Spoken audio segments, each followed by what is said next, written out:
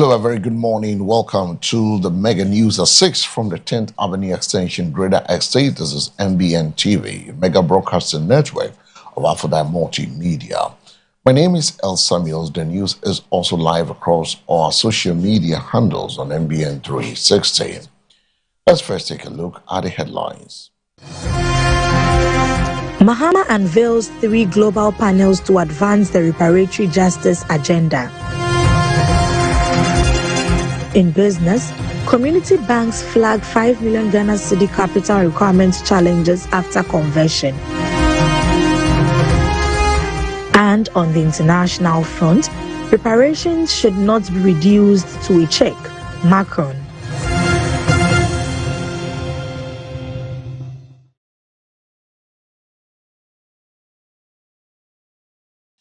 This and many other stories coming up.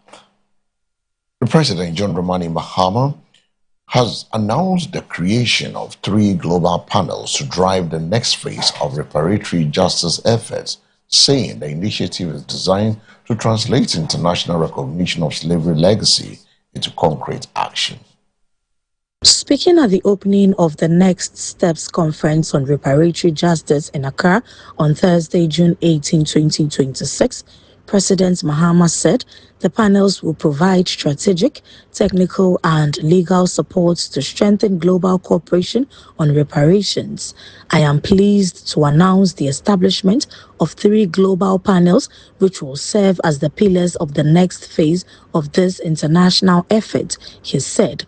The first phase is a global advisory panel on reparatory justice comprising heads of state and government, eminent leaders, and public figures who will provide strategic guidance to advance international dialogue and cooperation. He said the second panel will focus on the restitution of cultural artifacts, archives, and sacred objects taken during the colonial and slavery eras, supporting efforts to return them to their communities of origin.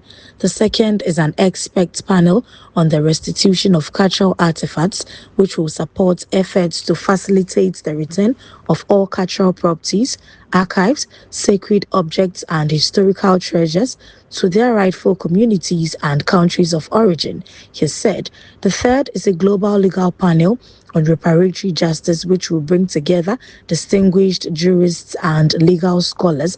He said, adding that it would help develop approaches grounded in international law, human dignity, and justice. And to communities across the world whose identities, cultures, and history were forever shaped by the forced displacement of millions of Africans.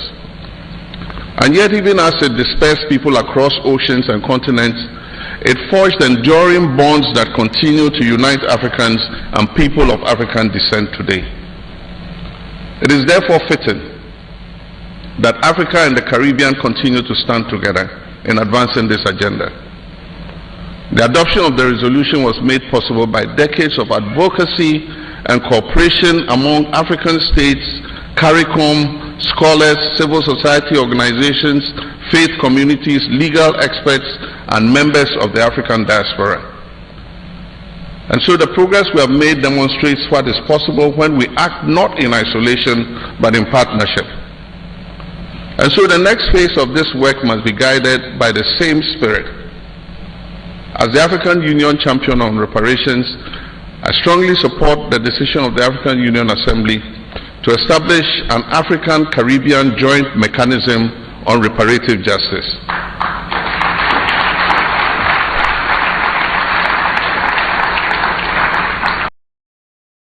Meanwhile, the President, John Dramani Mahama, has called for a more inclusive global approach to reparatory justice, saying that recognition of historical injustices must translate into sustained international action. Speaking at the opening of the Next Steps Conference on Reparatory Justice in Accra on Thursday, June 18, 2026, Mahama said the adoption of a recent UN resolution on slavery and its legacy should be seen as the beginning of a longer process, not its conclusion.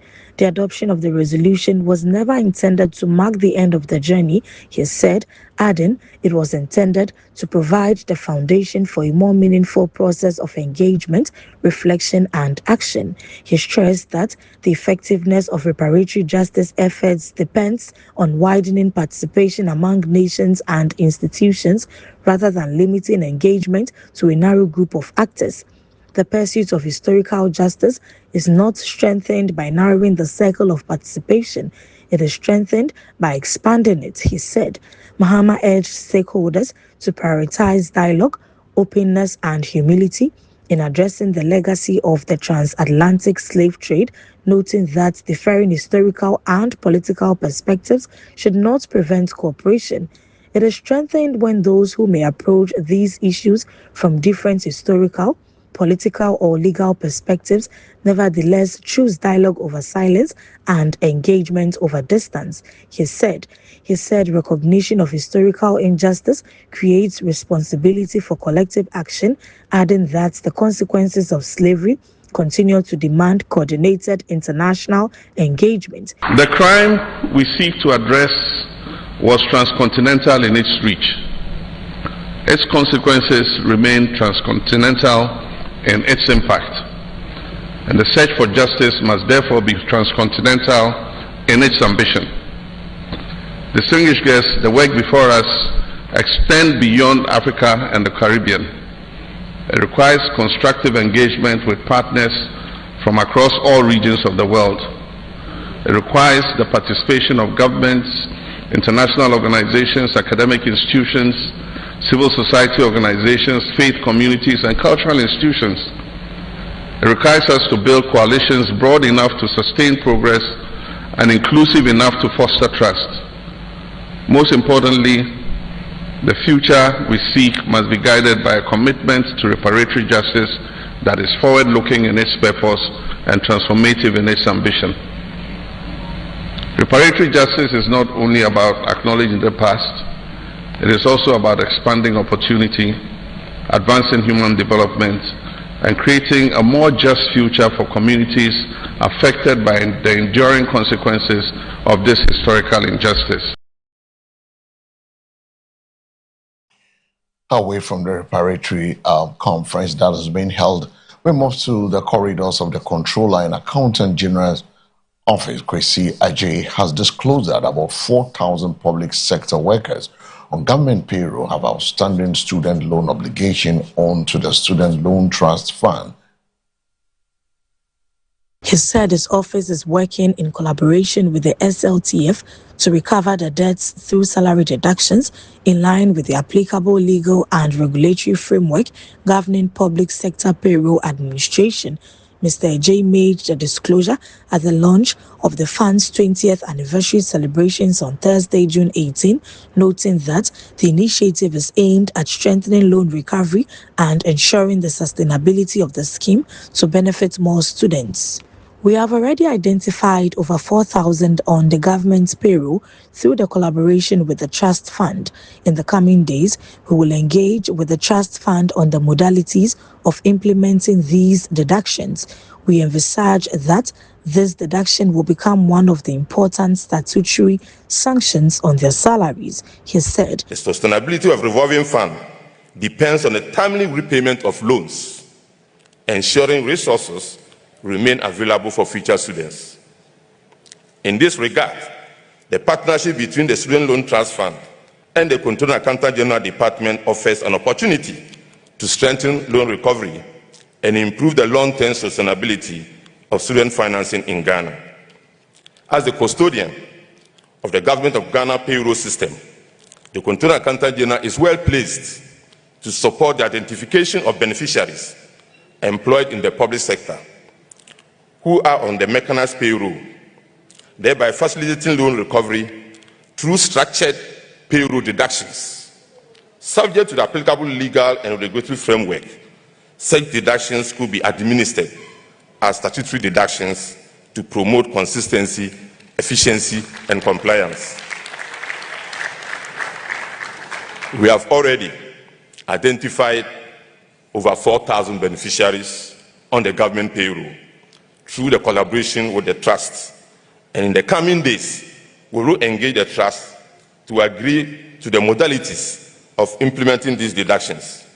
And community banks into community banks. The reform, which forms part of a broader restructuring of Ghana's microfinance sector, is aimed at modernizing the industry and strengthening financial inclusion across rural and urban communities. Speaking in an interview, the executive director of the Association of Community Banks, Solomon Amankwa, said the sector recognizes the importance of the reforms, stressing that the regulator's directives are not new to the industry. It is established that Bank of Ghana is a regulator, and time again, they come out with industry regulation that will guide the sector into making us stronger and more resilient. He said he explained that the transition from rural banks to community banks is part of a long-running process of restructuring within the sector. Being in existence for 50 years, it is time for us to look into ourselves and our activities and try to reshape the sector to resonate with current situations, he noted. Under the Bank of Ghana's revised Microfinance Sector Framework 2026, all rural banks have now been converted into community banks and are required to complete statutory name changes, corporate rebranding, and other regulatory adjustments by the end of December 2026. The sector is also expected to comply with the new 5 million Ghana cedis minimum capital requirement, up from 1 million Ghana cedis, as part of efforts to strengthen financial stability and resilience. Mr. Amankwa said, while the association supports the reforms, members initially raised concerns about the tight timelines, especially the cost implications of rebranding and compliance. On the capital requirement, Mr. Amankwa admitted that it remains a major challenge for some institutions, although others have already made progress. When it comes to the capital requirement, it is a difficult one. To come by 5 million Ghana cedis within a split of 1 year is not easy, he said. He noted that while some banks have already met the requirement, others are still working towards compliance ahead of the deadline. Some of them have already met the 5 million capital requirement. Others are preparing hard to meet the deadline, he stated. Under the framework, banks are expected to submit their capital mobilization plans to the Bank of Ghana by June 30, after which progress will be reviewed in September before final compliance is assessed at the end of December 2026. The association says it will continue engaging the regulator as the transition unfolds, even as concerns remain over whether all institutions will be able to meet the new capital threshold on time. Now we move away from the business deck to the international front, where French President Emmanuel Macron has cautioned against reducing reparations for slavery to mere financial compensation, stressing that justice for historical wrongs must also encompass truth-telling, education, memorization, and also restitution. Speaking at the high-level consultative conference on next steps under the United Nations resolution on enslaved Africans in Accra on Thursday, June 18, 2026, Macron said reparative justice should not be viewed as a process that ends with monetary payments. According to him, reparations can take various forms aimed at acknowledging historical wrongs and preserving the memory of those affected by slavery. Reparations, because this is also what it comes down to when we speak of justice, can take different forms, as I mentioned several days ago, and as John Dramani Mahama has underlined on several occasions, he said. History cannot be reduced to a simple accounting ledger. Making reparations is about placing this importance of scientific and historical truth, building monuments, teaching and researching. It means returning the works of art that were stolen during those periods. Macron noted that reparations also involve addressing unresolved historical grievances, citing ongoing engagement with Haiti as an example. Reparations also involves the ability to work out situations as we are currently doing with Haiti. It can be approached from multiple perspectives, but in no case should it be seen as an endpoint, a check written to bring the story to a close, he said. The French leader maintained that the legacy of slavery remains a living history that must continue to be acknowledged through remembrance, dialogue, and efforts to make amends. The history will live on, and we must continue to bear its names, memories, faces, and to make amends, making progress and discuss the future, he added. Macron also reaffirmed France's commitment to supporting initiatives aimed at advancing historical recognition and reparative justice. I would like to reiterate my commitments to stand with you. You can count on France, he said. And that's how we come to the end of this morning's Mega News at 6 News come to you live and direct from our studios on the 10th Avenue Extension, Great Estate, Noah at Devon. But before we take leave of you, let's take a second look at the stories making headlines. Mahama unveils 3 global panels to advance the reparatory justice agenda. In business, community banks flag 5 million Ghana cedi capital requirements challenges after conversion. And on the international front, reparations should not be reduced to a check, Macron.